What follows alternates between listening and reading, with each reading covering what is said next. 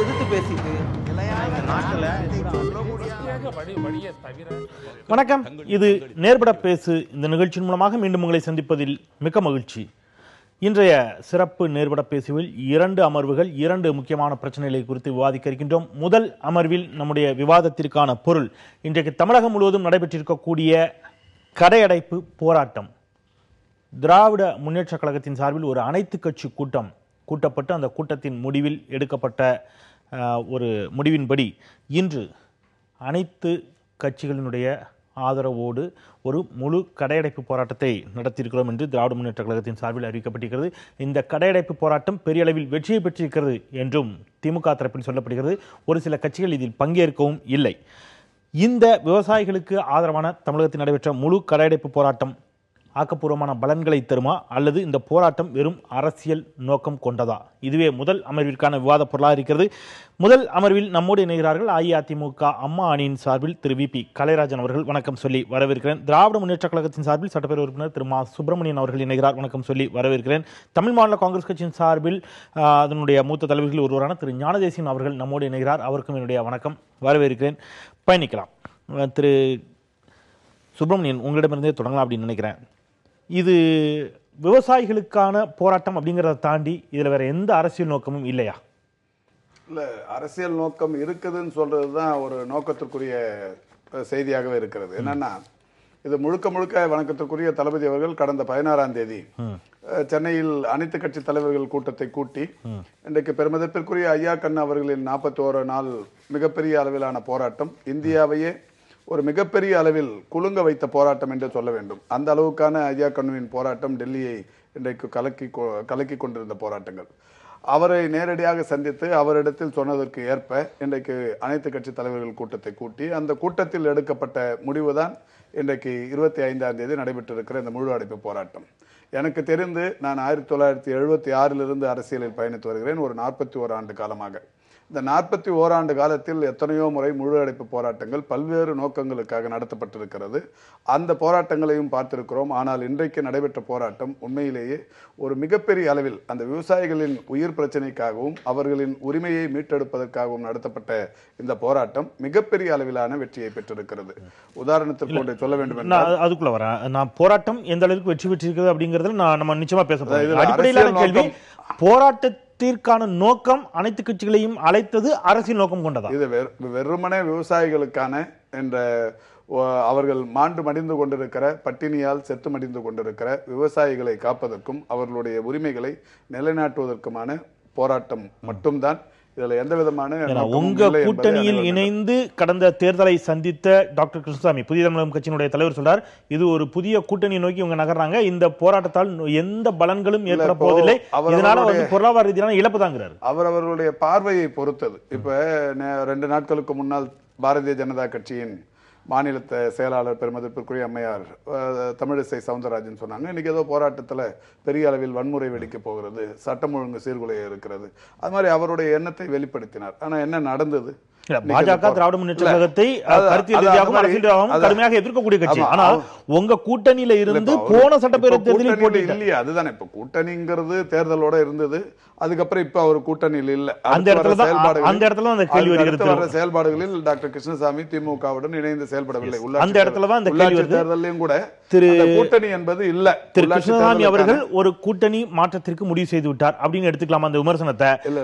திருமாவளவனோ அல்லது இந்திய communist கட்சியோ Marxist communist கட்சியோ ஒரு கூட்டணிக்கான முன்முடிவுக்கு வந்துட்டாரோ ஆதரிப்பதாலேயோ இதுல கூட்டணிங்கிற அந்த வார்த்தைக்கு அந்த அர்த்தமே இல்லை. இது முழுக்க முழுக்க விவசாயிகளுக்கான போராட்டம். வணக்கத்துக்குரிய தளபதி அவர்கள் தெளிவாக சொல்லிக் கொண்டிருக்கிறார்கள், இது விவசாயிகளுக்கான போராட்டம். திரு ஸ்டாலின் அவர்கள் தான் சொல்லியிருக்கிறார், தேர்தல் வெற்றிக்கான அணி மட்டுமல்ல, இது ஆட்சி மாற்றத்துக்கு வழிவகுக்கும் அணியாக இது இருக்கும். இந்த போராட்டத்தை மையப்படுத்தி பேசுகிறார். ஆட்சி மாற்றம்ங்கிறார். அப்ப நோக்கம் விவசாய நலனை சார்ந்து ஆட்சி மாற்றமாக இருக்கிறது. மக்கள் நலன்களை முன்னெடுத்து செல்லக்கூடிய போராட்டம். அது ஆட்சி மாற்றத்திற்கு வித்துடுமையானால் அதுல என்ன தவறு? இப்ப தளபதி சொல்றது இது ஆட்சி மாற்றத்துக்கு வித்திடுகிற போராட்டம்னா ஆட்சி மாற்றத்திற்கு எந்த வகையில் இது வித்திடும்? மக்கள் நலனை முன்னெடுக்கிற போது ஆட்சி மாற்றத்திற்கு வித்திடும். அதைத்தான் அவர் சொல்லி இருக்கிறார். அதுல இந்த அணிகளையும் சேர்த்து எல்லாரும் யார் ஒத்த கருத்துடையவர்கள் வருகிறார்களோ அவர்களை சேர்த்துக் கொள்வதில் தவறில்லை தானே. ஏன்னா போன முறை வரைக்கும் போன ஒரு மாதம் வரைக்கும் நீங்க ஒருமித்த கருத்துடையவர்கள்னு யாரெல்லாம் சொல்றாங்களோ அவங்க எல்லாம் உங்களோட கடுமையாக விமர்சித்தவர்கள். இல்ல உங்களோடு முரண்பட்டவர்கள். இல்ல, இந்த பிரச்சனைங்கிறது ஒரு பொது பிரச்சனை, அந்த விவசாயிகளின் வாழ்வாதார பிரச்சனை. தினந்தோறும் செத்து மடிந்து கொண்டிருக்கிற விவசாயிகளுக்கு வாழ்வளிக்கக்கூடிய பிரச்சனை. அவர்களுக்கு இந்த போராட்டத்தின் மூலம் பெருமதிப்பிற்குரிய தென்னிந்திய நதிகள் ஒருங்கிணைப்பு சங்கத்தின் தலைவர் போராட்ட களத்தை இன்றைக்கு முன்னெடுத்து நடத்தி கொண்டிருக்கிற ஐயா கண்ணவர்கள் இன்றைக்கு சொல்லியிருக்கிறார்கள், இந்த போராட்டத்தின் மூலம் அகில இந்தியாவையே தளபதி அவர்கள் திரும்பி பார்க்க செய்திருக்கிறார்கள் என்று சொல்லியிருக்கிறார். ஆக இந்த போராட்டத்தை யாருக்காக நடத்துகிறோமோ அவரே இன்றைக்கு அகில இந்தியாவே திரும்பி பார்க்கிற அளவுக்கு இந்த போராட்டத்தின் வெற்றி என்பது கிடைத்திருக்கிறது என்று மகிழ்கிற போது இதெல்லாம் நம்ம நினைச்சு பார்க்க வேண்டிய விஷயங்களே இல்லை. சார், ஓகே, போராட்டத்திற்கான வெற்றிங்கிறதுக்கான காரணங்கள் குறித்து நான் நிச்சயமா உங்ககிட்ட பேசுறேன். திரு கலைராஜன், இது ஒரு போராட்டம் மிகப்பெரிய வெற்றி பெற்றிருக்கிறது அப்படிங்கிறது திமுகவுடைய பார்வையாக இருக்கிறது. கிட்டத்தட்ட நம்மளும் கூட பார்க்குறோம், பெரும்பாலான பகுதிகளில் இன்றைக்கு பெரும்பாலான கடைகள், வணிக நிறுவனங்கள், உணவகங்கள் எல்லாம் மூடப்பட்டிருந்தன. அரசு போக்குவரத்து இருந்தாலும் கூட பயணிகளுடைய எண்ணிக்கை எந்த அளவுக்கு இருந்துச்சு அப்படிங்கிறத பார்க்க முடியுது. இப்போ இந்த போராட்டம் வெற்றி பெற்று இருக்கிறது அப்படிங்கிறத அஇஅதிமுக ஏற்றுக்கொள்ளுமா, தமிழக அரசு ஏற்றுக்கொள்ளுமா? இந்த பந்தை பொறுத்தவரையிலும் இப்போ திமுக அறிவித்த இந்த பந்து இதில் விவசாயிகளுக்காக நடைபெற்ற இந்த பந்துங்கிறதுனால அரசாங்கமும் மிகப்பெரிய ஒரு கடுமையான நடவடிக்கையை நாங்கள் இதில் எடுக்கலை. கடுமையான நடவடிக்கைனா எந்த மாதிரி கடுமையான நடவடிக்கைனா இது பந்து நடக்கக்கூடாது, இது கடைகளை திறக்க வேண்டும் என்ற நடவடிக்கை எடுக்கலை. மற்ற முறியடிப்பதற்கான எந்த வேலைகளையும் நாங்கள் பொதுவாக எந்த வேலைகளும் நாங்கள் செய்யலை. தமிழக காவல்துறை அதிகாரி எச்சரிக்கை கொடுத்தார். இல்லை, அது ஃபார்மலாக சொல்கிறது, அது எந்த இதில் அசம்பாவிதம் நடக்கக்கூடாது. அப்படி இருந்து பார்த்தீங்கன்னா இன்றைக்கி ஆம்பூர் சில இடங்கள்லாம் பார்த்தா பஸ்ஸெல்லாம் அடித்து உடைச்சிருக்காங்க, கண்ணாடி உடைச்சிருக்கிறார்கள். இதெல்லாம் பார்த்தீங்கன்னா நீங்கள் அன்றைக்கி மயிலை மாங்கொள்ளையிலே அவர் பேசுகிற போது, திமுகவினுடைய மரியாதைக்குரிய நம்முடைய ஸ்டாலின் அவர்கள் பேசுகிற போது, நாங்கள் பஸ்ஸை ஓட்டினால் கூட அந்த பஸ்ஸை எப்படி நாங்கள் தடுக்க முடியும் என்பது எங்களுக்கு தெரியும் என்று பூடகமாக சொல்லியிருந்தார். அது அர்த்தம் உங்களுக்கு தெரியும். மரியாதை சொல்லியிருப்பாரு. இல்லை இந்த வன்முறை லேசாக இருக்குங்கிறது தான் தெரியுது, பேச்சில் தெரியுது. அப்படி இந்த பஸ்ஸெல்லாம் உடைச்சிருக்காங்க, போயிருக்காங்க, வந்திருக்காங்க, போராட்டம் பண்ணியிருக்காங்க, அங்கங்கே மறியல் பண்ணியிருக்காங்க, அங்கங்கே தகராறு பண்ணியிருக்காங்க, இதெல்லாம் நடந்திருக்கிறது. இது காவல்துறை மிக கடுமையாக நடவடிக்கை எடுத்திருக்குமே ஆனால் நிச்சயமாக பல பேர் பாதிக்கப்பட்டிருக்கலாம். இதில் பஸ் உடைப்புக்கெல்லாம் தக்க ஸ்டேட் வாங்கணும்னு சொல்லி கோர்ட்டில் ஏற்கனவே பல உதாரணங்கள் இருக்கிறது. பாமக ஏற்கனவே ஃபைன் கட்டியிருக்கு, அந்த மாதிரி நிலவரம்லாம் இருந்துச்சு. ஆனால் இது போராடுகிற நிகழ்ச்சி விவசாயிகளுக்காக இருக்கிற போது இது மத்திய அரசாங்கம் பல பிரச்சனைகளில் தமிழ்நாட்டை வஞ்சித்து கொண்டிருக்கிறது. அது நீட் தேர்வாக இருக்கட்டும், அல்லது காவிரி மேலாண்மை வாரியம் அமைப்பதாக இருக்கட்டும், அல்லது கச்சத்தீவு பிரச்சனையாக இருக்கட்டும், அல்லது மீனவர்கள் கொலை செய்யப்படுவதாக இருக்கட்டும், ஜல்லிக்கட்டு பிரச்சனையாக இருக்கட்டும், இப்படி பல பிரச்சனைகள் இருக்கிறது. ஆக அது பார்த்தீங்கன்னா இப்போ இந்தி திணிப்பு வந்திருக்கிறது. இப்போ புதுசாக அக்கறை வந்தது போல் நம்முடைய பிரதமர் அமைச்சர் நரேந்திர மோடி அவர்கள் தமிழ் மொழியை எல்லோரும் கற்றுக்கொள்ள வேண்டும் என்று பேசியிருக்கிறார். எதுக்காக பேசியிருக்கிறார் என்று எனக்கு ஆச்சரியமாக இருக்கிறது. ஆக இப்படி கலைராஜனுடைய வாதம்ங்கிறது இந்த போராட்டம் மத்திய அரசுக்கு எதிரானதுங்கிறீங்க. மத்திய அரசுக்கு எதிராக மத்திய அரசு தமிழ்நாட்டை வஞ்சிக்கிறது என்பதை உணர்ந்து கொண்டு தமிழ்நாட்டு மக்கள் எல்லாம் ஒட்டுமொத்தமாக சேர்ந்து ஜல்லிக்கட்டில் எப்படி ஒட்டுமொத்தமாக ஒருங்கிணைந்து நின்று போராட்டத்தை நடத்தினார்களோ, அதுக்கு எப்படி ஒரு வெற்றி கிடைத்ததோ, அதே போல பல்வேறு பிரச்சனைகள், அந்த மக்களை பாதித்த பிரச்சனைகளுக்கெல்லாம் மத்திய அரசாங்கம் சிகிச்சைக்கவில்லை.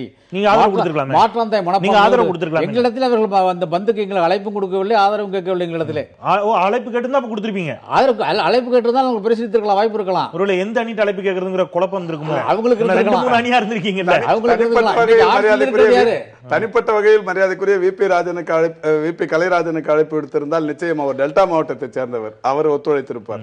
இல்ல அஇஅதிமுகவிற்கு அழைப்பு கொடுத்தோம்னா நீங்க பண்ணிருப்பீங்க. இது அதிமுக ஆட்டு எந்த அணின்னு பார்க்காதீங்க, ஆளுங்கட்சி நாங்க தானே. சரி, ஒரு சின்ன குழுவை போய் நீங்க ஒரு அணியில சேர்க்காதீங்க. நீங்க கன்சிடர் பண்ணிருப்பீங்க. இல்ல, நான் என்ன சொல்றேன், கேட்டிருந்தால் எங்களுடைய ஒத்துழைப்பு கேட்டிருந்தால் நாங்கள் அதுக்கு வாய்ப்பு இருந்திருக்கிறது. ஏன்னா மக்கள் விவசாயிகளுக்காக பிரச்சனை நடந்துட்டு இருக்கு. இது எதுவும் விவசாயிகளுக்கு நாங்கள் வஞ்சிக்கவில்லை. ஒரே நிமிஷம், ஒரு முக்கியமான புள்ளியில வந்தீங்க. அவரு அஇஅதிமுகவுடைய ஆதரவு கேட்டிருந்தா நிச்சயமா அதற்கான வாய்ப்பு இருக்குங்கிறார். நீங்க அரசியல் ஆக்கணுங்கிறதுக்காக அஇஅதிமுக செய்ய வேண்டியது ஆளுங்கட்சியான அதிமுக தான். அழைப்பு கொடுக்க முடியும். ஏற்கனவே திமுக இது மாதிரியான ஒரு முக்கியமான பிரச்சனைக்கு ஆளுங்கட்சியாக இருந்து முழு அடைப்பு நடத்தி இருக்கிறது.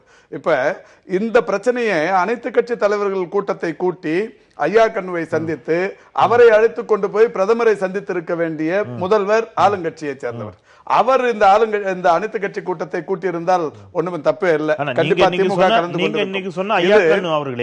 முதலமைச்சர் போய் நேர்ல பார்த்து கோரிக்கையை கொடுத்ததுக்கு அப்புறம் தான் எல்லாரும் போய் பார்த்தாங்க. அப்பொழுது ஏற்படாத நம்பிக்கை முதலமைச்சர் எடப்பாடி பழனிசாமி போய் நேரில் பார்த்து உங்களுடைய கோரிக்கையில் பரிசீலிக்கப்படும், ஏற்றுக்கொள்ளப்படும் என்று சொன்ன பிறகு சந்தோஷம். அவர் போராட்டத்தை கைவிடுறாரு. இல்ல அவர் போராட்டத்தை கைவிட்டது நீங்க உங்களுக்கு தெரியும். முத நாள் மாலை வணக்கத்துக்குரிய தளபதி அவர்கள் நீங்கள் 25ஆம் தேதி நடைபெறுகிற போராட்டத்தில் கலந்து கொள்ள வேண்டும் என்று அன்று பிற்பகல் இங்கே அறிவாலயத்தில் கூட்டிய அனைத்து கட்சி கூட்டத்தின் தீர்மான நகலை அவரிடம் கொடுக்க செய்ததற்கு பிறகு அப்போதே முடிவெடுத்து அன்றைக்கு தொலைக்காட்சி ஊடகங்களில் எல்லாவற்றிலும் அறிவித்து விட்டார். அதற்கு பிறகுதான் முதலமைச்சர் தன்னை நாளை சந்திக்கவிருக்கிறார் என்கின்ற செய்தி வந்தபோது, ஒரு முதல்வர் வருகிறார் என்கிற போது அவரை புறக்கணிக்காமல், அவரை மறுதளிக்காமல் அவருடைய கோரிக்கைகளும் கேட்க வேண்டும் என்று இருந்து அவருடைய பேட்டியில் தெளிவாக சொல்லியிருந்தார். வணக்கத்துக்குரிய தளபதி அவர்கள் ஐயாக்கனுடைய தொடர் பேட்டிகளில் ஊடகங்கள் ஒரு வாதத்தை அழுத்தமா வைக்கிறாரு. இந்த போராட்டம் முழுக்க முழுக்க மத்திய அரசை எதிர்த்து தான் நடைபெறுகிறது, மாநில அரசுக்கு எதிரானது அல்ல அப்படிங்கிற வாதத்தை தெளிவாகிறார். திமுக இதை அக்செப்ட் பண்ணுதான்னு கேக்குறேன். ஐயாக்கனுடைய அந்த வாதத்தை திமுக ஏற்றுக்கொள்ள அவர் வைத்திருக்கிற கோரிக்கைகள் நதிகள் இணைப்பு, இந்த காவிரி மேலாண்மை வாரியத்தை அமைப்பது, தேசிய வங்கிகளில் இருக்கிற கடனை ரத்து செய்வது, இது எல்லாமே மத்திய அரசிடத்தில் வைக்கிற கோரிக்கைகள். அதுல ஒன்றும் தப்பில்லை. நாம சொல்றது என்னன்னா 41 நாள் அவர்களை போராட வைத்திருக்க வேண்டுமா என்பதுதான். நம்முடைய தமிழகத்து விவசாயிகள் டெல்லியில் போராடி கொண்டிருக்கிறார்கள். இங்க இருக்கிற முதல்வர் அவரை போய் இதற்கு முன்னாலேயே சந்தித்து அவரை அழைத்து கொண்டு போய் பிரதமரிடத்தில் அவரை சந்திப்புக்கான நேரத்தை வாங்கி தந்து சந்திக்க செய்திருந்தால் இந்த போராட்டம் கொஞ்சம் முன்னாடியே முடிஞ்சிருக்கும். ஆனா என்னுடைய கேள்வி, விவசாயிகளுக்கு ஆதரவான இந்த போராட்டம், முழு அடைப்பு போராட்டம் அப்படிங்கிறது, விவசாயிகள் நீங்க குறிப்பிட்ட நீங்க போராட்டத்தில் ஈடுபட்ட அந்த விவசாயிகளே இது மத்திய அரசுக்கு எதிரான போராட்டம் தான் அப்படின்னு சொல்லின பொழுது மாநில அரசையும் இணைத்து நீங்க இந்த போராட்டத்தில் எழுப்புனீங்க. மாநில அரசு இந்த பெருமதிப்பிற்குரிய ஐயாக்கன் அவர்களை இதற்கு முன்னால் பிரதமரை சந்திப்பதற்கான ஏற்பாடுகளை செய்யவில்லை. எனவே மாநில அரசை சேர்த்துக் கொள்வதில் தவறில்லை. விவசாயிகள் பிரச்சனை மாநில அரசு பிரதமரை சந்திப்பதற்கான நடவடிக்கைகளை செய்திருக்க வேண்டும். அது மட்டும் இல்ல, இப்ப இந்த கூட்டுறவு வங்கிகளில் அவர்களுக்கு தள்ளுபடி செய்யப்பட்டிருப்பதாக சொல்லப்படுகிற அந்த விஷயங்கள் தொடர்ந்து சட்டமன்றத்தில் பலமுறை கேட்கப்பட்டிருக்கிறது. கூட்டுறவுத்துறை அமைச்சர் தொடர்ந்து நாங்கள் ஒரு 5000 கோடியை அங்கே தள்ளுபடி செய்தோம், இங்கே தள்ளுபடி செய்தோம் என்கின்ற புள்ளி விவரங்களை அறிவித்துக் கொண்டிருக்கிறார்.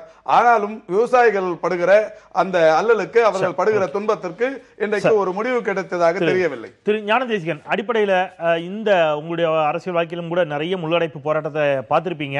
இந்த போராட்டம் அப்படிங்கிறது பலனை தருமா அல்லது அரசியல் நோக்கம் கொண்டதா? உங்களுடைய அடிப்படையிலான பார்வை என்னவாக இருக்கிறது?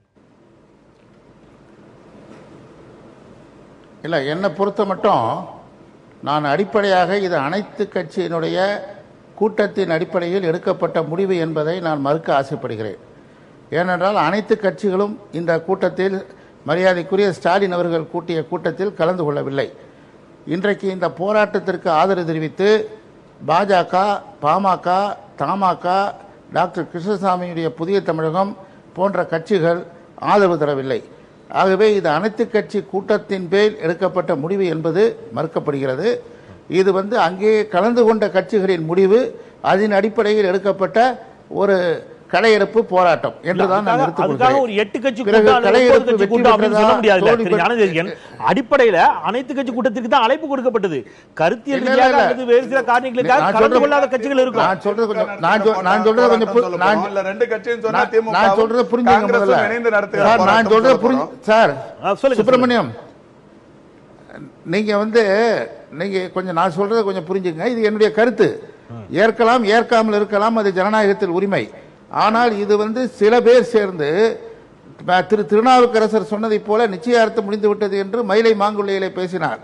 ஆகவே இது அரசியல் ரீதியாக அணி சேர்ப்பதற்கான நடைபெற்ற கூட்டமாகத்தான் என்னுடைய பார்வையில் நான் பார்க்கிறேன். இந்த கடையெடுப்பு வெற்றி பெற்றதா தோல்வி பெற்றதா என்கிற விவாதத்துக்கும் நான் வரவில்லை. ஏனென்றால் விவசாயிகளுக்காக நடைபெறுகிற ஒரு ஆர்ப்பாட்டத்திலோ ஒரு கடையெடுப்பிலோ அது தோல்வி பெற வேண்டும் என்று எந்த கட்சிகளும் நினைக்க மாட்டார்கள். ஏனென்றால் கலந்து கொள்ளாமல் இருப்பது, அறிக்கை விடுவது என்பதெல்லாம் வேறு விஷயம். ஆனால் இந்த போராட்டத்தின் மூலம் விவசாயிகளுக்காக பலன்கள் வர வேண்டும் என்கிற நினைப்பில் எல்லா கட்சிகளுமே தமிழகத்தில் ஒன்றாகத்தான் இருக்கிறது. ஆகவே அந்த நினைப்பு என்பது போராட்டம் வெற்றியா தோல்வியா என்கிற பட்டிமன்றத்துக்கு நான் வரவில்லை. ஒன்று. இரண்டாவது, இந்த போராட்டத்தின் கடையெடுப்பின் மூலமாக என்ன நடைபெற்றிருக்கிறது என்றால், பொருளாதாரம் சேதமும் நஷ்டமும், இன்றைக்கு ஹாஸ்டலிலும் லாட்ஜுகளிலும் தங்கியிருக்கிற பல பேர் இன்றைக்கு சாப்பாட்டுக்கு ரோட்டில் அலைந்ததை நான் பார்த்தேன். இன்றைக்கு சின்ன சின்ன ரோட்டோர கடைகளிலே உட்கார்ந்து கொண்டு சாப்பிட்டு கொண்டிருந்தார்கள். ஆக சாப்பாட்டுக்கு அலைகிற நிலைமையை இன்றைக்கு சென்னையிலே நாம் பல இடங்களிலே உருவாக்கி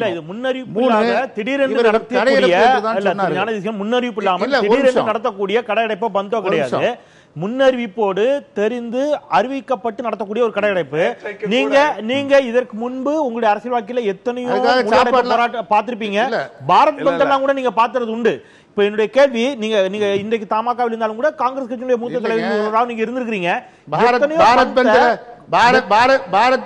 பந்தில் காங்கிரஸ் கலந்து கொள்ளவில்லை. அது திமுக கலந்து கொண்டது. பாரத் பந்தில் காங்கிரஸ் கட்சி அன்றைக்கு கலந்து கொள்ளவில்லை.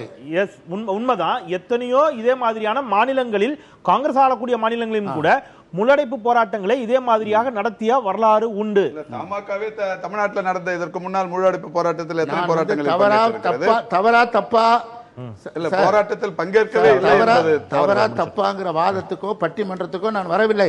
சரி, நீங்க தவறா தப்பா என்கிற வாதத்துக்கு வரவில்லை. இதனால் எந்த பயன் வந்தது, பலன் கிடைத்தது என்று நாம் கணக்கு போட்டால் விவசாயிகளுக்கு நாளை பலன் கிடைக்குமே என்றால் எனக்கு மிக சந்தோஷம். இது யார் அழைப்பு விட்டார்கள் என்பதை பற்றி எனக்கு கவலை இல்லை. இதில் என்ன அரசியல் இருக்கிறது என்பதை பற்றி எனக்கு கவலை இல்லை.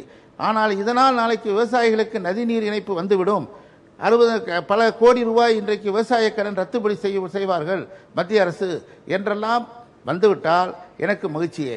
ஆனால் இதனால் மட்டுமே வரும் என்று நான் நம்பவில்லை. இன்றைக்கு விவசாயிகளை பொறுத்த மட்டில் பல்வேறு முறைகள் இருக்கின்றன. கடன் ரத்து என்பது மட்டுமல்ல, இன்றைக்கு வசூல் பண்ணுவதை 2 ஆண்டு தள்ளி வைக்கலாம், வட்டியை இன்றைக்கு இந்த 2 ஆண்டுகளுக்கு வட்டி வசூலிக்காமல் இருக்கிறதுக்கு தடை விதிக்கலாம். பல்வேறு வகைகள் இன்றைக்கு இருக்கின்றன. அந்த வகைகளை மத்திய அரசு செய்ய வேண்டும். மரியாதைக்குரிய ஐயாக்கன் அவர்களுக்கு கூட நான் விமான நிலையத்தில் பேட்டி கொடுக்கும்போது சொன்னேன், 37 நாடாளுமன்ற உறுப்பினர்களை சந்திக்காத பாரத பிரதமர் திரு ஐயாக்கண்ணையும் விவசாயிகளையும் சந்திப்பார் என்ற நம்பிக்கை எனக்கு இல்லை. ஆகவே அவர் தயவு செய்து சென்னைக்கு வந்துவிட வேண்டும் என்று நான் கோரிக்கை கூட வைத்தேன்.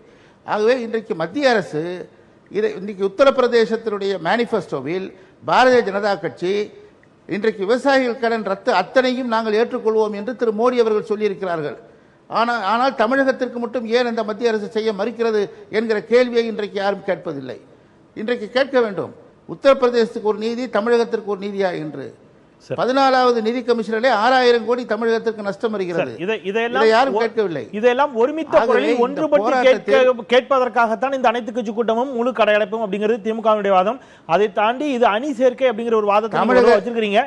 தமிழகத்தில் சார் நான் ஒரு இடைவெளிக்கு பிறகு உங்களிடமிருந்து அணிசேர்க்கைக்கான முயற்சியா இது அப்படிங்கிறத இடைவெளிக்கு அப்புறம் வரேன்.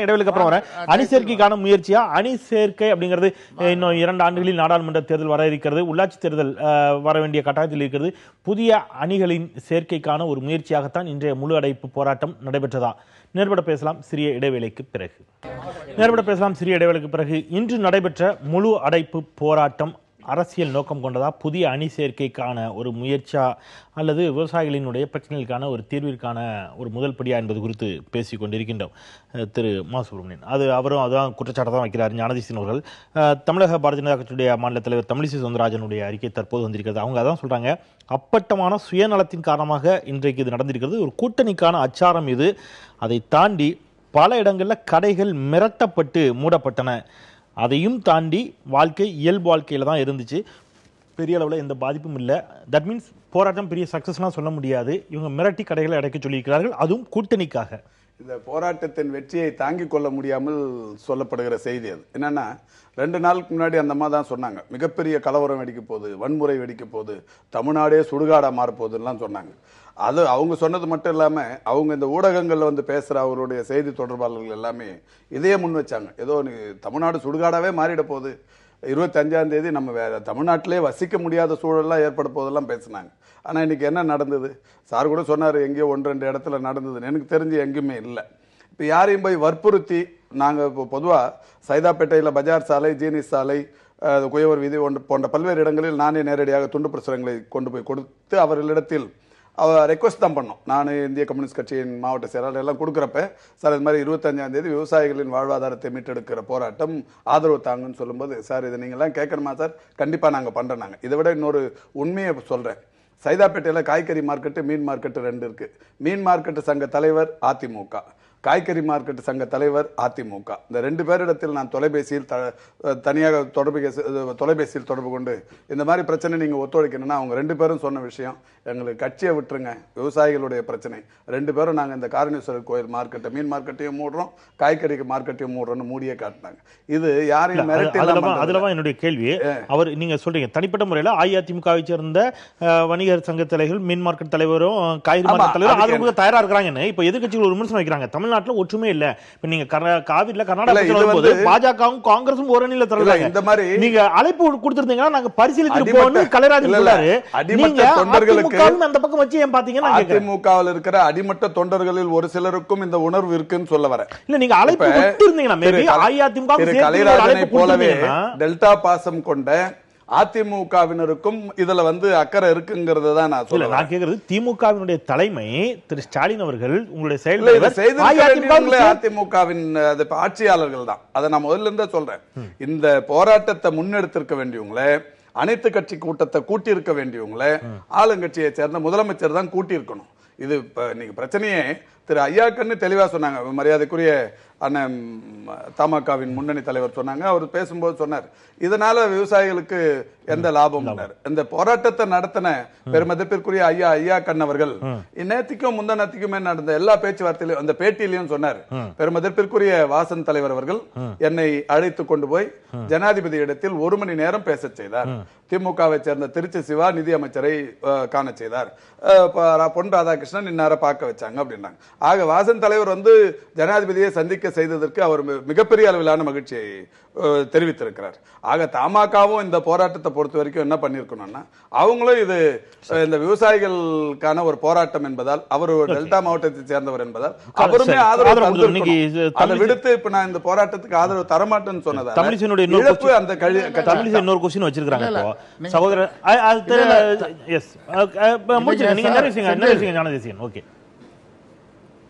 இல்ல இல்ல தலைவர் வாசன் அவர்கள் பெயரை சொன்னதான் நான் குறுக்கிடுகிறேன். சுப்பிரமணியம் அவர்கள் மன்னிக்க வேண்டும்.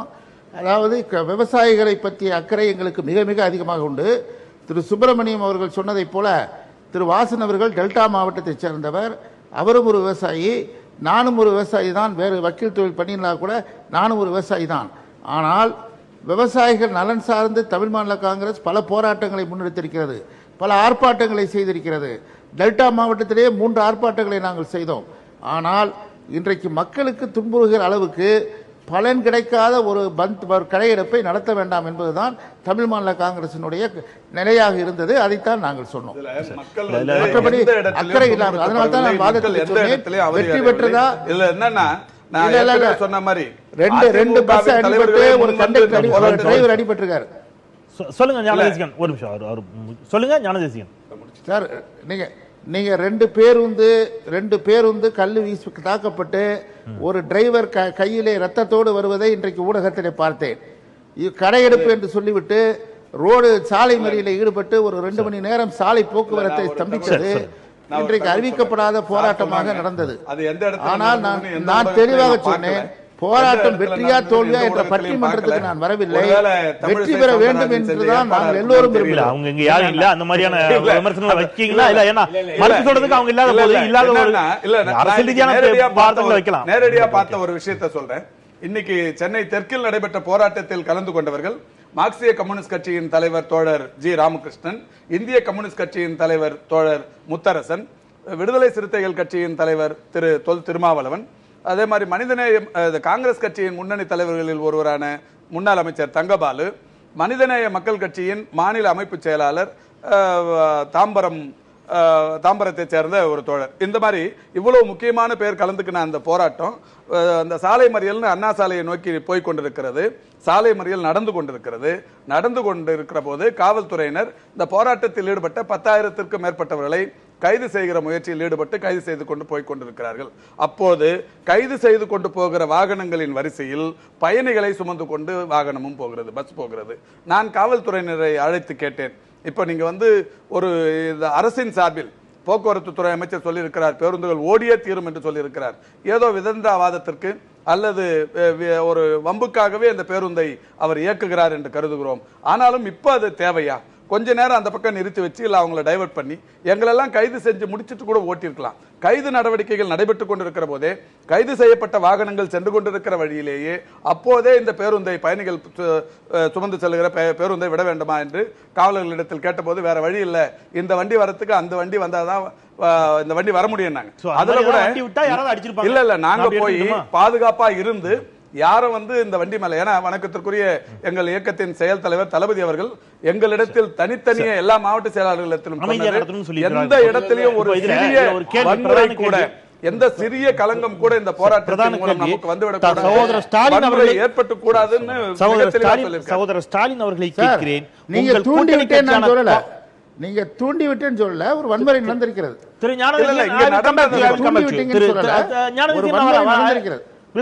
ஞானதேசிகன் சகோதரர் ஸ்டாலின் அவர்களை கேட்கிறேன். உங்கள் கூட்டணி கட்சியான காங்கிரஸ் கர்நாடகாவில் காவேரியில் தண்ணீர் திறந்துவிட ஏன் சொல்லவில்லை? அதுதானே உண்மையில் உடனடி தீர்வு அப்படின்னு தமிழிசை சவுந்தரராஜன் கேட்கிறாங்க. நீங்க காங்கிரஸ் கூட்டணியில் இருக்கீங்க. தமிழிசை சவுந்தரராஜன் ஒரு மாநில தலைவர், வேறு மேடை பேச்சாளர் மாதிரி பேசுறதுங்கிறது எந்த அளவுக்கு நாகரிகம் தெரியல. என்னன்னா அவங்க தான் இப்ப பாரதத்தை ஆளுகிற, இந்த நாட்டை ஆளுகிற பிரதமர் பொறுப்பில் இருப்பவர்கள், செய்ய வேண்டிய விஷயத்தை செய்ய வேண்டியவங்க, ஆணையத்தை ஏற்படுத்த வேண்டியவர்கள் அவர்கள், இந்த தேசிய அளவில் தேசிய வங்கிகளின் கடனை தள்ளுபடி செய்ய வேண்டியவர் அவர்கள்.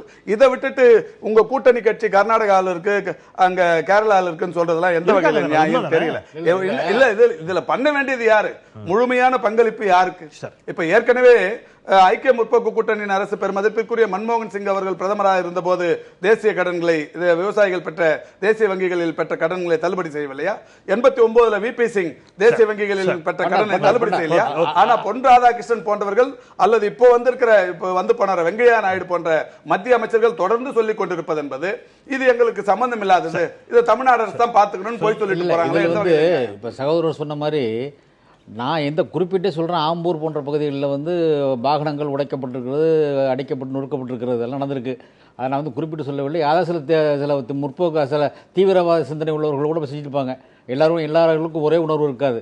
ஆனால் இந்த பந்த பொறுத்தவரையிலும் பஸ் ஓடிக்கிட்டு தான் இருந்துச்சு, ஸ்கூல் நடந்துக்கிட்டு தான் இருந்துச்சு, போகிற வாகனங்கள் போய்கிட்டு தான் இருந்துச்சு, எல்லாம் நடந்துக்கிட்டு தான் இருந்துச்சு. ஒரு பக்கம் அவங்க யாரையும் தொந்தரவு பண்ணாம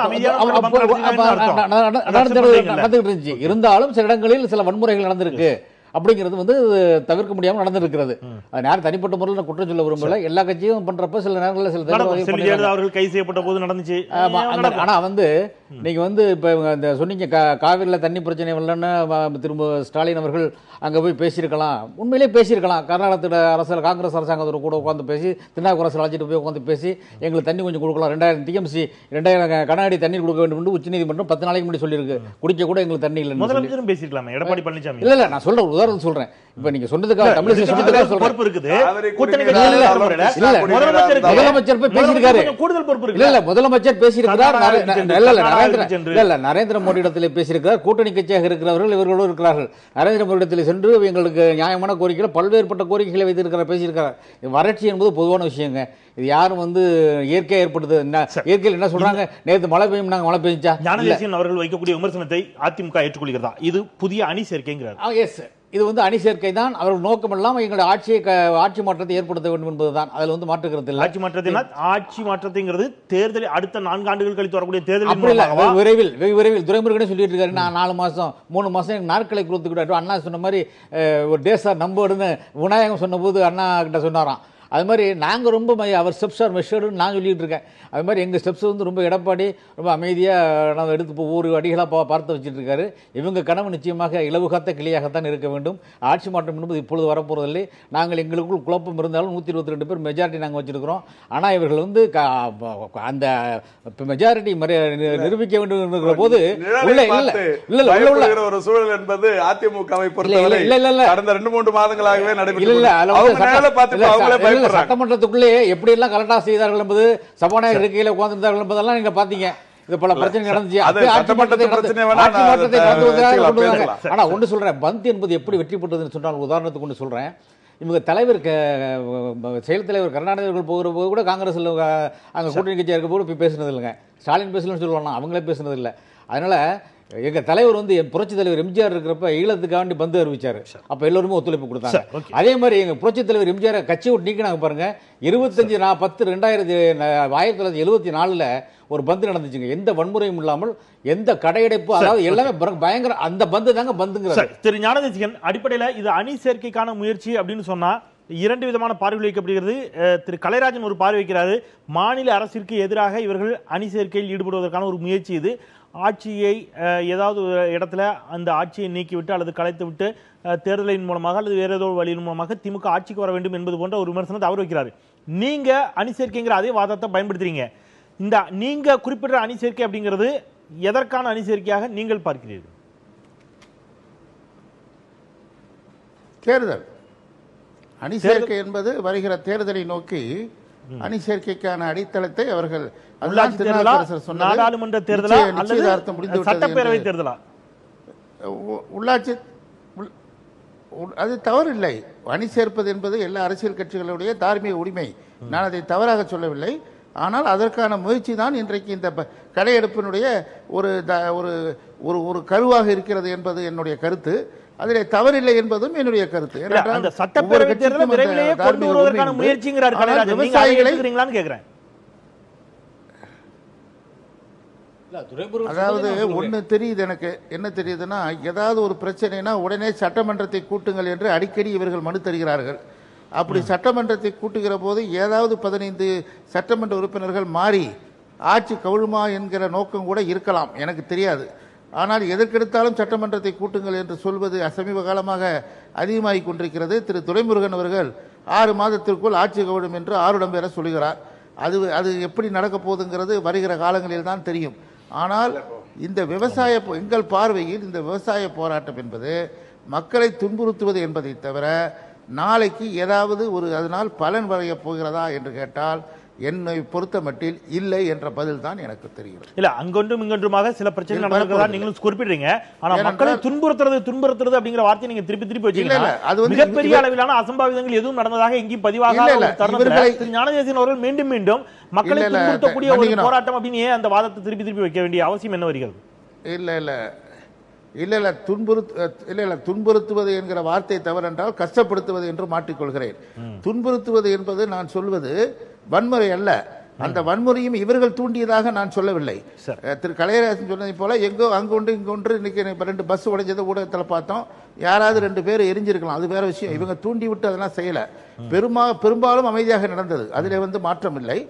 ஆனால் நான் துன்புறுத்துவது என்று சொல்வது, மக்கள் கஷ்டப்படுகிறார்கள். ஒரு நாள் கடையெடுப்பு என்று சொன்னால் அந்த வணிகர்களுடைய வியாபாரம் போகிறது.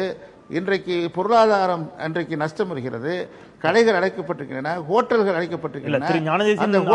காங்கிரஸ் பாரம்பரியத்தில் ஒரு இந்த மாதிரியான போராட்ட வடிவங்களை உண்ணாநிலை போராட்டமா இருக்கட்டும் அல்லது ஒத்துழையாமை இயக்கம் போன்ற ஒத்துழைப்பை தரமறிக்கின்ற போராட்டமா இருக்கட்டும் அல்லது கடையடைப்பா இருக்கட்டும், போராட்டங்கள் எல்லாம் காந்திய வழியிலான போராட்டங்களாகத்தானே நம்ம இங்க தொடர்ச்சியா அடையாளம் காட்டப்பட்டு வந்து கொண்டிருக்கிறது. அப்ப இந்த போராட்ட வடிவங்களால் மக்கள் பாதிக்கப்படுகிறார்கள் வாதம் எந்த அளவுக்கு இல்ல? காந்தி ஒரு போராட்டம் என்பது தன் கையை மீறி அது வேறு மாதிரி போகிற போது தான் உண்ணாவிரதம் இருந்து தன்னை வருத்திக் கொண்டு அந்த போராட்டத்தை நிறுத்திய வரலாறும் காந்திக்கு உண்டு. ஆக காந்தி நடத்திய போராட்டம் என்பது வேறு. அதையும் இதையும் ஒன்றாக தயவு செய்து ஒப்பிடாதீர்கள். அவர் தன்னை வருத்திக் கொண்டு போராட்ட வடிவங்களை குறித்து கேள்வியாக தான் இருக்கிறது. போராட்ட வடிவங்கள் காந்தியினுடைய கருத்தை நான் ஒரு கருத்து சொல்றேன். இதே காந்தி சொல்லியிருக்கிறார், தேவை ஏற்பட்டால் பலாத்காரத்தை கூட பயன்படுத்தி போராட்டத்தை நடத்தலாம் என்று காந்தி சொல்லியிருக்கிறார் ஒரு முறை. அப்ப நீங்க திமுக போராட்டத்தை சொன்னதுக்காக சொல்றேன். காந்தி சொல்லிக்கிறாரு, அந்த திமுக செயல்பட்டு. நான் என்ன சொல்றேன்னா, உங்களுக்கு காந்தி ஒரு கண்ணத்தை அடித்தால் வாங்கிக் கொள்ளு இருக்கிறார். திலகர் என்ன சொன்னாருன்னா, ஒரு கண்ணத்தை அடித்தால் மறு கண்ணத்தில் கொடு என்று சொல்லியிருக்கிறார்.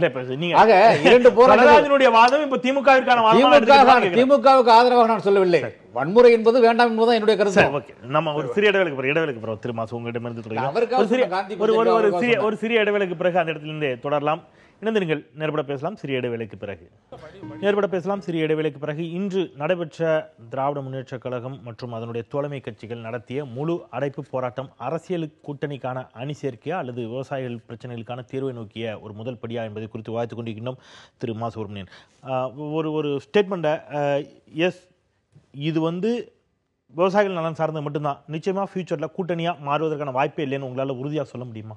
இப்போ நான் முதல்ல ஒரு மரியாதைக்குரிய திரு ஞானதேசிகன் சார் அவர்கள் சொன்ன ஒரு செய்திக்கும் திரு கலைராஜன் சொன்னதுக்கு ஒரு நிமிஷத்தில் பதில் சொல்லிடுறேன். ஏன்னா ஞானதேசிகன் சார் சொன்னாங்க, அடிக்கடி உங்கள் சட்டமன்றத்தை கூட்ட சொல்கிறாங்க அப்படின்னாங்க. சட்டமன்றத்தை எப்போல்லாம் கூட்ட சொல்லியிருக்கிறாங்கன்னா, காவிரி மேலாண்மை வாரியம் அமைக்க வேண்டும் என்று தீர்மானம் நிறைவேற்றி தர வேண்டும், அதற்காக இந்த சட்டமன்றத்தை கூட்டுங்கன்னு கோரிக்கை வச்சோம். அது தப்பா?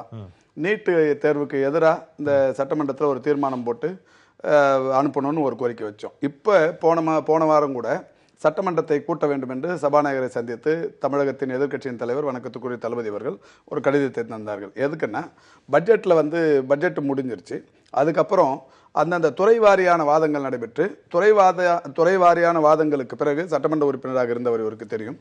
அதுக்கப்புறமா அந்த துறை வாரியான வாதங்கள் முடிஞ்சதற்கு பிறகு அதுதான் அந்த துறையில இப்போ குறிப்பா சொல்லணும்னா இப்போ சுகாதாரத்துறையோ இல்ல கல்வித்துறையோ அதுக்கு எவ்வளவு அலர்ட் பண்றாங்களோ அந்த ஃபண்டு செலவு பண்றதுக்கு வசதியா இருக்கும். ஆக அது சீக்கிரம் முடியணும். ஆர்கே நகர் தேர்தலுக்காக ஒத்தி வச்சு இவ்வளவு நாள் ஆச்சு, இன்னும் பண்ணல, சீக்கிரமா நடத்துங்க. தமிழர் நலன் சார்ந்த விஷயம் தானே. தமிழகத்தில் அடிப்படை வசதிகளை செய்து தர வேண்டும். குடிநீர் பிரச்சனை இன்னைக்கு தலைவிரித்து ஆடிக்கொண்டிருக்கிறது. இதற்காக சட்டமன்றத்தை கூட்டுங்கன்னு சொல்றது என்ன தப்பு? இது ஒரு பொறுப்பான எதிர்க்கட்சி தலைவராக இருந்து செய்யற விஷயம் தானே தவிர சட்டமன்றத்தை அடிக்கடி ஏன் கூட்ட சொல்றீங்கன்னு சொல்றது எப்படின்னு புரியல. அதே மாதிரி சார் சொன்னாரு, எங்களை கலைக்கிறதுக்கு இந்த ஆட்சியை இலவு காத்த கிளியா இருக்காங்க. இவங்க அதிமுகவை பொறுத்தவரை இப்ப அவங்க நேரில் பார்த்து அவங்க பயப்பட ஆரம்பிச்சாங்க. திமுக அவர் எழுந்துக்கும் போதே அந்த நேரில் பார்த்தாங்கன்னா தளபதிங்கிற அந்த கவனத்திலே இருக்காரு. அவர் தெளிவாகவே சொல்லிட்டார், நாங்க சட்டமன்ற அதாவது அடுத்து இந்த ஆட்சியை பிடிப்பது என்பது மக்களிடத்தில் வாக்குகளை பெற்று ஜனநாயக ரீதியாக தேர்தலை சந்தித்துத்தான் நாங்கள் ஆட்சிக்கு வரணும்னு நினைக்கிறோமே தவிர வேற எந்த வகையிலும் இந்த ஆட்சியை கைப்பற்ற வேண்டும் என்ற நினைப்பு. ஏன் இந்த கேள்விக்கான ஐயம் மீண்டும் வலுப்பெறுகிறதுனா, திராவிட முன்னேற்ற கழகம் மாநில சுயாட்சி சார்ந்து மிக உறுதியாக பேசிய திராவிட முன்னேற்ற கழகம், ஆளுநரை குறித்து ஆளுநர் தேவையா இல்லையானே விமர்சித்த திராவிட முன்னேற்ற கழகம், மகாராஷ்டிரா சென்று ஆளுநரை சந்தித்து மனு கொடுத்துட்டு வரீங்க. இங்க திரு துரைமுருகன் அவர்கள் சொல்றாரு, இந்த ஆட்சி கலைக்கப்படணும், நாங்க ஆட்சி கலைக்கப்படணும். எதுக்காக சொல்லணும்? இன்னும் 3-4 மாதத்துல தேர்தல் வந்துறாரு. எதுக்காக சொன்னோம்? இந்த இஷ்யூ பேஸ்டு தானே மெயினா. அது ஓகே, நீங்க அரசியல் ரீதியாக வாதங்கள் வைக்கிறது அவங்க மறுக்கிறதுக்கு இடம் இருக்கு. ஆனா நீங்க இந்த அணி சேர்க்கையின் மூலமாக அதை இன்னும் கொஞ்சம் வலுப்படுத்தி கொண்டு 3-4 மாதத்துல அந்த ஆட்சியை கலைக்கணும், தேர்தல் வரும், தேர்தல் வருவதற்கு முன்பாகவே அந்த அணியை ஆயத்தமாக்கணுங்கிறதுக்கான அணி சேர்க்கைக்கும் ஆட்சி கலைப்புக்கும் ஒன்னும் அதாவது ஆட்சியை கலைக்கணுங்கிற எண்ணம் திமுகவுக்கு இருந்திருந்தா அதுக்கான எந்த முயற்சியிலும் ஈடுபட்டது? அதாவது ஆட்சியை கலைக்கிறது எதுக்குன்னா, இந்த மக்கள் விரோத ஆட்சி, இந்த மக்களுக்கு எதிரான ஆட்சி, விவசாயிகளின் பிரச்சனையை தீர்க்காத ஆட்சி, விவசாயிகளின் கடனை தீர்த்து அவர்களின் பட்டினி சாவை தடுக்காத ஆட்சி. இதே மாதிரியான குற்றச்சாட்டுகள் திரு மாசு அவர்களுக்கு தெரியும். இதே மாதிரியான குற்றச்சாட்டுகள் திராவிட முன்னேற்ற கழகத்தின் மீது எடப்பாடி தலைமையிலான அரசு செயல்படுவதுன்னு சொல்றீங்களா? இந்த ஆட்சி எங்கேயாவது ஏதாவது ஒரே ஒரு செயல்பாடு, ஏதாவது ஒரு செயல்பாடு சொல்லுங்க. திரு மரியாதைக்குரிய திரு கருணாநிதி அவர்களுடைய கருத்து அப்படிங்கிறது இந்த விவகாரத்தில் என்னவாக இருக்கும் நீங்க சொல்லுங்க. இல்ல இது இப்போ மாநிலத்தில் ஆட்சியை கலைப்பதை குறித்து கலைப்பதை திராவிட முன்னேற்ற கழகம் ஏற்றுக்கொள்கிறது. ஒண்ணுமே செய்யாத ஆட்சி, ஒட்டுமொத்த மக்கள் இந்த ஆட்சி இருக்கக்கூடாதுன்னு நினைக்கிறப்ப அதை கலையணுங்க நினைக்கிறதுல என்ன தப்பு? ஏதாவது எந்த வேலையாவது நடக்குதா? ஒண்ணு சொல்லுங்க, ஏதாவது ஒரு வேலை. இப்ப பட்ஜெட் முடிந்து இது நாள் வரைக்கும் அந்த துறை வாரியான விவாதங்கள் நடத்துவதற்கு கூட இந்த ஆட்சியாளர்கள் முன் வரலன்னும் போது எதுக்கு பயப்படணும்? உள்ளாட்சி தேர்தலை நடத்துங்கன்னு சொல்லி கோர்ட்டு டேட் சொல்லுது, ஏன் நடத்த மாட்டேன்றீங்க? ஏன் பயப்படணும்? கோர்ட்டு போனது எதுக்கு போனோம்? கோர்ட்டு போனது எப்ப போனோம்? டிசம்பருக்குள்ளே தேர்தல் கோர்ட்டு எதுக்கு போச்சு? இடஒதுக்கீடு சரியா பண்ணல. ரொம்ப ஸ்ட்ராங்கா சொல்றதுல என்ன தயக்கம்? ஒரு பக்கம் ஒரு டைம் என்ன சொல்றாங்க, திரு ஸ்டாலின் அவர்கள் பேசுகிறார், இந்த ஆட்சி 4 ஆண்டுகள் தொடரும், எங்களால் இந்த ஆட்சிக்கு இடையூறு ஏற்படாது, ஏன்னா மக்கள் வாக்களிச்சிருக்காங்க, நாங்க ஆக்கப்பூர்வமான எதிர்க்கட்சியா செயல்படுவோம் ஒரு டைம் சொல்றீங்க. இன்னொரு டைம் இல்ல இது ஆட்சி மாற்றத்திற்கான அணியாக இருக்கும் அப்படிங்கிறாரு. ஆட்சி கலைக்கப்பட வேண்டும். மக்கள் எண்ணங்களுக்கு மாறாய் மக்கள் விரோத ஆட்சியாய் நடைபெறுகிற போது இந்த மக்களுக்கு எந்த வகையிலும் உதவாத ஆட்சியாக இருக்கிற போது இந்த ஆட்சி ஏன் இருக்கணுங்கிற கேள்வி ஒட்டுமொத்த மக்கள் மனதில் எழுத மாதிரி திமுக மனதில் எழுவதற்கு என்ன சங்கடம்? நல்ல ஒரு வார்த்தை நீங்க கேட்கும்போது கேட்டீங்க, மாநில சுயாட்சியை பத்தி பேசுறீங்க அப்படின்னு. அடிக்கடி மாநில சுயாட்சியை பத்தி பேசுவது மட்டுமல்ல, பொதுக்குழுவில் தீர்மானம் போடுபவர்கள் தான். அதுல இருந்து மாற்று கருத்தே இல்லை. ஃபருக் அப்துல்லாவுக்கு ஒரு பிரச்சனை வந்துச்சு காஷ்மீர்ல. அவர் மாநில சுயாட்சி வேணும்னு சொல்லி அங்கேருந்து வந்து தன் மாநில சுயாட்சியை பற்றி வலியுறுத்தி பேசிவிட்டு நேராக ஆதரவு கேட்டு கருணாநிதி அவர்களை சந்திக்கிறார். கருணாநிதி உடனே என்ன பண்ணார் தெரியுமா? அப்போ எனக்கு மாநில சுயாட்சியை பற்றி இப்போ நான் பேச விரும்பலை, டக்குன்னு ஜெகா வாங்கிட்டார். மாநில சுயாட்சியில் ஸ்ட்ராங்காக இருக்கணும்ல, இது நடந்த உண்மை. நீங்கள் நின்னீங்களா? நாங்கள் இல்லை, அவங்க சொன்ன சொல்கிறாங்க. திமுக அடிக்கடி மாநில சுயாட்சியை பற்றி பேசிக் கொண்டிருக்கிறவர்கள் இப்போ ஆர்டிகல் 356 இன்வோக் பண்றேன்னு சொல்றாங்கல்ல. நான் வந்து மாநில சுயாட்சியை பத்தி ஃபருக் அப்துல்லா வந்தாரு. கேள்வி எப்படி திருப்பி கேட்கணும்? நீங்க மாநில சுயாட்சி சார்ந்து பேசிய அல்லது ஆட்சிகள் கலைக்கப்படக்கூடாது, 356 பிரிவே நீக்கப்பட வேண்டும் என்று சொன்ன திமுகவிற்கு அந்த கேள்வினா, கடந்த காலங்களில் அஇஅதிமுக செல்வி ஜெயலலிதா அவர்கள் பல முறை இந்த வாதங்களை வச்சிருக்காங்க. இது செயலற்ற ஆட்சி, இந்த மைனாரிட்டி ஆட்சி அகற்றப்படணும், கலைக்கப்படணுங்கிற வாதங்களை பல முறை செல்வி ஜெயலலிதா அவர்கள் வைத்திருக்கிறார்கள். ஆட்சி கலைக்கப்பட வேண்டும் அப்படிங்கிற வாதத்தை செல்வி ஜெயலலிதா அவர்களுக்கு வைப்பதற்கான உரிமை உண்டு அப்படின்னு சொன்னா திமுகவும் அந்த அழுத்தத்தை கொடுக்கறதுக்கான உரிமை இருக்குது இல்ல? இல்ல, இவன் இப்ப எம்ஜிஆர் ஆட்சி இருந்தப்போ 1980 பிரதமர் இந்திரா காந்தியோட சேர்ந்து கருணாநிதி ஆட்சி கலைக்கல. எங்க ஆட்சியை இது நடக்கிறதா? அவங்க ஆட்சியை கலைச்சாங்க, நாங்க அவங்களை கேட்டோம். நாங்க வந்து இப்ப நான் ஆட்சி கலைச்சிப்பீங்க இல்ல மாத்தி கலைக்கிற விஷயம் இல்ல. சட்டம் ஒழுங்கு கெட்டு போச்சுங்க. நீங்க இதுல வந்து தேயிலை தோட்ட தொழிலாளர் 17 பேர் செத்தாங்க. கொடியகுளம் கலவரம் வந்துச்சு. ஆக பல பிரச்சனைகள் சட்டம் ஒழுங்கு கெட்டு போய் இருக்கிற காரணத்தினால நாங்கள் சொன்னோம். என்ன பொறுத்தவரையிலும் தனிப்பட்ட முறையில் 5 ஆண்டு காலம் நிர்வாகம் இயங்கலைங்கிறார்ல. ஒண்ணு இல்ல, மானிய கோரிக்கை மீதான விவாதம் நடத்தப்படணும். நிதி ஒதுக்கீடுகளுக்கான அனுமதி பெறப்படணும். சட்டப்பேரவையில அனுமதி பெற்று நிதி ஒதுக்கீடு செய்யப்பட்டால் தான் நீங்க வந்து சேலரி கொடுக்க முடியும், சம்பளம் கொடுக்க முடியும். மற்ற நலத்திட்டங்களுக்கு அன்றாட அரசினுடைய நிர்வாகம் இயங்கணும்னாலே அந்த நிதிகள் ஒதுக்கீடு செய்யப்படும். அனுமதி பெறணும் இல்ல, அதுவே தள்ளி வைக்கிறீங்கன்னு சொல்லி இன்னைக்கு நடந்த கூட்டத்தில், சாயந்தரம் நடந்த கூட்டத்தில் மாண்புமிகு முதலமைச்சர் அவர்கள் 2 மாதம் தான் ஆகிறது, இதுவரை 1560 ஃபைல்களை நான் வந்து க்ளோஸ் பண்ணிருக்கிறேன், முடிச்சு கொடுத்துருக்கேன், ஃபைல் கையெழுத்து போட்டு சால்வ் பண்ணிருக்கிறேன், இப்போ ஒரு ஃபைல் கூட பெண்டிங் இல்ல அப்படின்னு அவருடைய நடவடிக்கை பற்றி சொல்லியிருக்காரு. சில 300 கோடி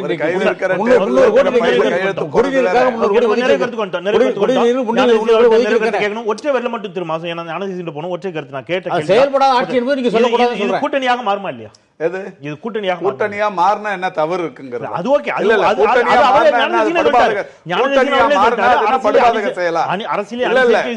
போராட்டம் என்பது வேறு, நீங்க மாறுமா இல்லையான்னு இல்ல இந்த போராட்டம் என்பது வேறு. இந்த போராட்டம் முழுக்க விவசாயிகளின் நலன் சார்ந்து நடத்தப்பட்டது. இதுவே எதிர்காலத்தில் கூட்டணியாக மாறினால் தமிழகத்திற்கு ஒரு மிகப்பெரிய நல்ல எதிர்காலம் கிடைக்கும். கூட்டணி என்று சொல்லி சொல்கிறார்கள். கம்யூனிஸ்ட் கட்சிகள் இவர்களுக்கு அணு ஆயுத ஒப்பந்தத்தோடு அமெரிக்காவோடு இந்தியா ஒப்பந்தம் போட்டதை எதிர்த்து தான் விலகி போனார்கள். மீண்டும் கம்யூனிஸ்ட் சேர்ந்திருக்கிறார்கள். நிலையான கூட்டணியாக இருக்குமா என்கிற நம்பிக்கை எனக்கு இல்லை. திரு ஞானதேசிகன், உங்களுடைய நிறைவு கருத்து?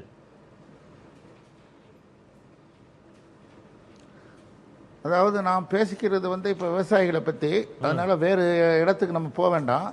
விவசாயிகளுக்காக நன்மை இந்த கடையெடுப்பால் கிடைக்குமேயானால் நாங்கள் மிகவும் மகிழ்ச்சி அடைகிறோம். ஆனால் எந்த அரசியல் கட்சியும் இந்த கடையெடுப்பை எதிர்க்கவில்லை, கலந்து கொள்ளவில்லை என்றுதான் எல்லோரும் சொல்லியிருக்கிறோம். ஆகவே இந்த கடையெடுப்பு தோல்வியுற்றது என்று சொல்வதற்கு பாரதிய ஜனதா கட்சியின் தலைவி தயாராக இருக்கலாம், ஆனால் நாங்கள் சொல்ல விரும்பவில்லை. ஏனென்றால் இது விவசாயிகள் சார்ந்த கடையெடுப்பு என்பதனால்.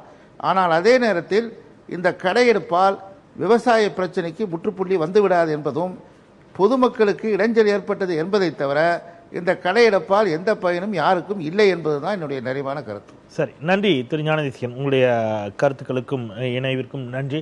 அரங்கில் இருந்த உங்களுடைய இருவருக்கும் என்னுடைய நெஞ்சார்ந்த நன்றி. இந்த அளவில் நாம் இந்த முதல் அமர்வை நிறைவு செய்யலாம்.